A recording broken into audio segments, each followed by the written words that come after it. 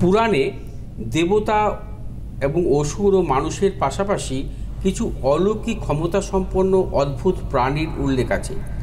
গরুড়দেব এদের অন্যতম। তিনি স্বয়ং ভগবান বিষ্ণুর বাহন, তিনি মহাবীর। তার প্রশ্নের উত্তরে সৃষ্টি হয়েছে গরুড় পুরাণ। তবে সবথেকে বেশি যে বিষয়টা আলোচিত হয় তা হলো গরুড়ের সাথে সাপেদের প্রবল শত্রুতা। কিন্তু কেন এই শত্রুতা আর কবে তার সূচনা হলো, এসব জানার আগে গরুড়ের আসল পরিচয় স্বরূপ জানা দরকার। গরুড় কাশ্যপ মুনির সন্তান। কাশ্যপের অনেক স্ত্রী ছিলেন, বিনতা তাদের অন্যতম। এই বিনতার দুই পুত্র, গরুড় এবং অরুণ। কাশ্যপের আরও এক স্ত্রীর নাম কদ্রু। তার অনেক সন্তান, সবাই সাপ। সৎ মায়ের অত্যাচার গরুড়কে এবং তার ভাইদের শত্রুতে পরিণত করে।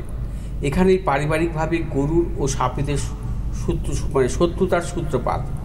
পরবর্তীতে বিষ্ণু গরুড়কে বাহন হিসাবে নির্বাচন করেন। তার পিছনে আছে এক রোমাঞ্চকর পৌরাণিক ঘটনা। পৌরাণিক কাহিনী অনুসারে গরুড়ের একবার অমৃতের খুব প্রয়োজন হয়ে পড়ে। অমৃত আছে দেবতাদের কাছে। গরুড় দেবলোকে অভিযান করলেন। দেবতাদের যুদ্ধে হারিয়ে অমৃতের ভাণ্ড নিয়ে দিলেন বিষ্ণুর কাছে, কিন্তু নিজে সেই অমৃত পান করলেন না। এই সংযম ও ভক্তিতে সন্তুষ্ট হয়ে বিষ্ণু গরুড়কে বর দিতে চাইলেন। গরুড় অমৃত চাইলেন না, তিনি অমরত্ব চাইলেন। তার সঙ্গে প্রার্থনা করলেন যে তিনি যেন বিষ্ণুর রথের উপর থাকতে চান। বিষ্ণু তার সেই প্রার্থনা মঞ্জুর করলেন। সেই থেকে গরুড় বিষ্ণুর বাহন। এইভাবে বিষ্ণুর কৃপা এবং অমরত্ব দুটি লাভ করলেন গরুড়।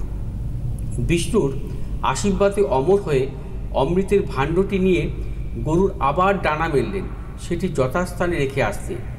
দেবরাজ ইন্দ্র অমৃত কেড়ে নেওয়ার জন্য চড়াও হলেন, বজ্র দিয়ে আঘাত করলেন গরুড়কে।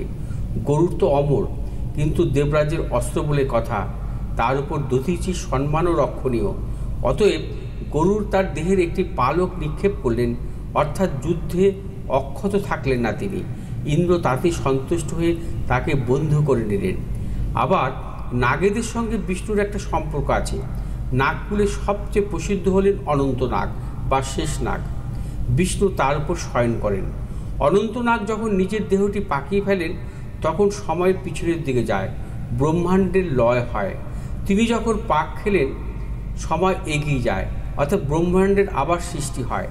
এই নাগও আবার পরম বিষ্ণু ভক্ত, অর্থাৎ দুই বিষ্ণু ভক্তের মধ্যে সুস্থ প্রতিযোগিতা বা মৃদু শত্রুতা কিছুটা স্বাভাবিক নয়।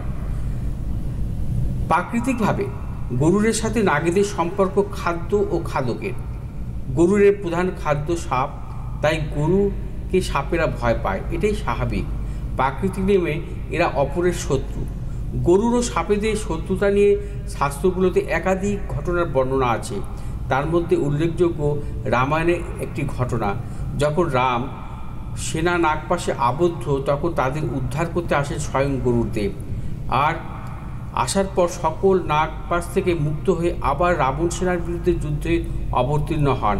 আবার গরুড় যখন নিজের গতির জন্য অহংকারী হয়ে উঠেছিলেন তখন বিষ্ণুর আদেশে হনুমান গতিকে গরুড়কে পরাস্ত করে তাকে সঠিক দিশা